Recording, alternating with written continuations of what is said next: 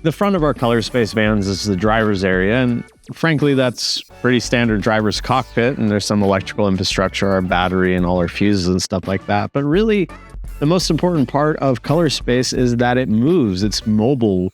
We've been on mountaintops, bottoms of deserts, on beaches and swamps, and in the mud, in the sand, in the dirt, in the rain, and literally through a hurricane. Being able to take a consistent work environment for the director, for the creative team, especially with multiple locations or multiple cities that you're shooting in, ColorSpace just becomes an invaluable tool.